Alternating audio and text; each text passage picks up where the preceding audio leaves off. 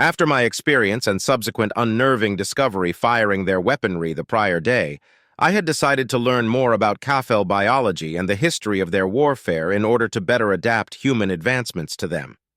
At first, I had assumed their evident fragility was simply the unfortunate result of an avian heritage, but the more I read, the more factors presented themselves. Apparently, the Kafel were originally a species of opportunistic hunters, gathering berries and feeding on the large insects cultivated by their high-oxygen environment. They mainly walked, with flight being almost purely reserved for a quick escape, similar to the Archaeopteryx of prehistoric Earth. However, a decline in oxygen levels caused by volcanic eruptions destroying large marshlands and outgassing sulfur compounds resulted in their food supply literally shrinking. Vavi, who had studied the subject of her species' evolution extensively, told me that this was also likely the reason behind their weird blood chemistry. It was meant to help them take in oxygen from environments where such a thing wasn't as abundant.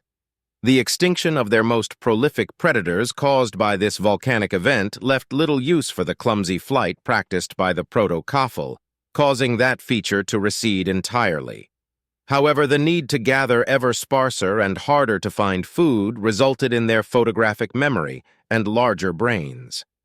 As for the Kafel's unique fragility, it appeared that the main culprit was the planet's gravity itself, with hollow bones being only an accomplice. Throughout their surprisingly violent history, these aliens practiced primarily blunt weapons, with piercing aspects like arrowheads only being used against heavily armored opponents.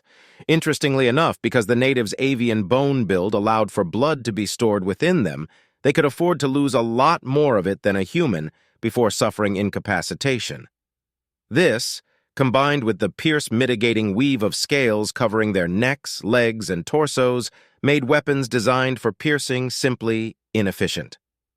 Much as I had wanted to continue researching, my own exhaustion eventually caught up to me.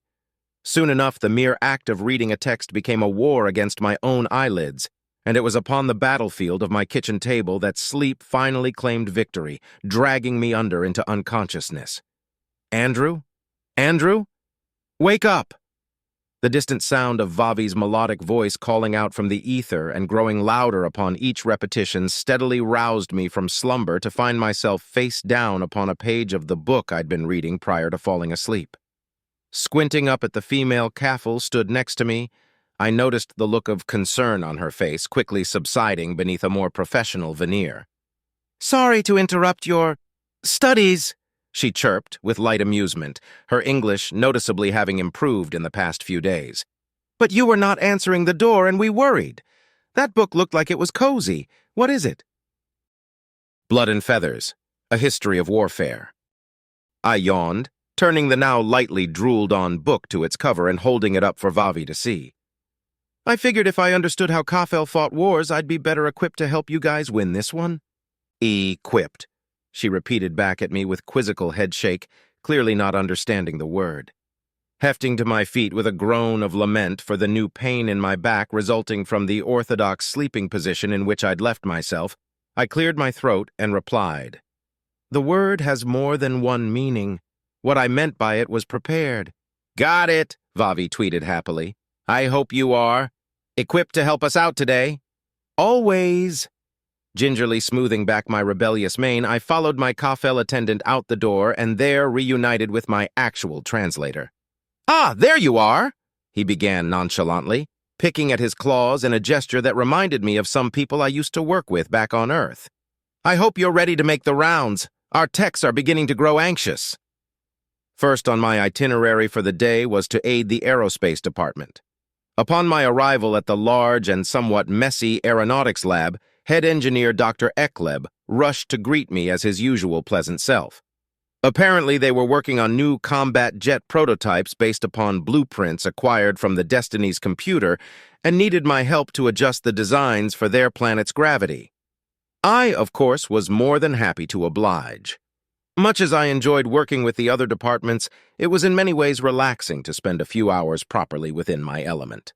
Following some minor wingspan adjustments and the addition of a few extra quality-of-life improvements, blueprints were successfully drawn up for the Whitebird, Zintral's newest and most advanced military aircraft. Apparently, the Prime Minister set aside an entire production facility for the purposes of manufacturing human-designed gear, and so it was likely that within the next few Esthria, a few months, our creation would be a fixture of Allied runways across the battlefield.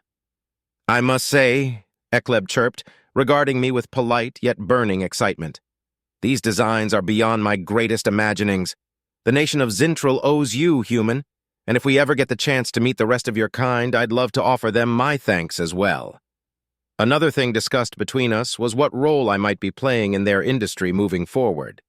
"If you would be willing, Mr. Andrew," stated one of the scientists, straightening out his tall, lanky posture before regarding me with a reverent bow. "Once this war concludes, we would be deeply interested in having your assistance with the space program." Naturally, my reply to this offer was an affirmative one. By this point, my curiosity for these aliens had long since evolved to a deep fondness for them, and I imagined that the rest of my species would feel the same given a chance to meet them.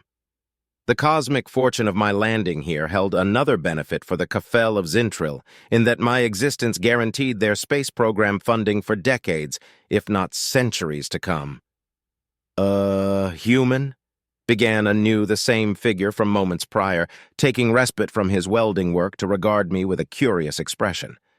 Turning toward him so as to communicate his custody of my full and undivided attention, I flicked my wrist, as was native body language, for him to continue. "May I ask you a question?" "That's why I'm here, isn't it?" I shrugged, seeing no real reason to turn him down. Hearing Chot's translation of my words, the scientist continued without pause. "Do you plan on messaging your people anytime soon? I'm sure they would be ecstatic to hear from you." I hadn't thought of that yet. Since I arrived here, it had been within my plans to radio back at Earth, but within the chaos of helping these people, the idea ceased to cross my mind. What would I even say to them, I wondered. Surely they'd think I lost my mind if I merely sent them an audio message, not to mention that I'd be long dead before it arrived. The only ways to possibly get the message to them within my lifetime would be either FTL travel or quantum transmission, the idea of using quantum entanglement to communicate, which was practically impossible even back on Earth. "I think I'll hold off on that a little," I concluded, gazing off into the distance as though listening directly for instructions from my home planet. This war will be long over by the time any message gets to them, and I'd rather not have to explain that I've been paperclipped by prehistoric parakeets. Usually, I tried to keep my words comprehensible enough, but sometimes it was entertaining to see the look on Chot's face as I threw him a curveball. Now, sufficiently confused and with his question adequately answered, the scientist warbled out his thanks before returning to work in building a piece for the prototype. Suddenly, Vavi perked up and began speaking to me with loud excitement. "I just remembered," she chirped in English, grabbing onto my shoulder for some reason. "I've been talking with computers department and they said we'll have welcome gift ready now. We should see it." Again to my surprise, the Kafel woman wasted no time in taking off across the halls with me in tow. "Vavi, wait up!" my translator growled from behind, jogging after us both at a surprisingly rapid pace, yet even so unable to assail Vavi's lead as she all but dragged me into my next shift at the computer lab. Inside, I noticed a majority of the technicians huddled around a small piece of wirework plugged into my laptop, which, despite its okay condition, had obviously been dismantled and put back together a few times. It didn't take too much more than a glance to decipher what exactly they were poring over. It was an earpiece modified from one of the buds I forgot I even brought. On the computer, curiously enough, was Cleo. "Is this what I think it is?" I asked excitedly, leaning over the new invention alongside the remaining scientists. "If you think it's a way to replace me, then no," Chot chuckled cheerfully, waddling over beside me and gently picking up the device before graciously placing it upon my ear. "I'll still have to translate everything you say, but this little thing should at least help you understand us without my assistance. You told us you'd hold him off a little bit longer." One of the technicians began comically berating him in their native tongue, as the single noise-canceling bud quickly transcribed into my ears his actual meaning. Deciding that now would be a good time to prove their invention, I decided it would be entertaining to answer. "He tried, but Vavi just couldn't wait," I replied in broken Kafel. Initially, everyone looked a little surprised by my answer, but soon there were cheers all around as every technician at once suddenly understood their accomplishment. The fact that they'd managed to build this within a week of gaining access to human technology was a testament to why Zintril had invited them specifically to be working here.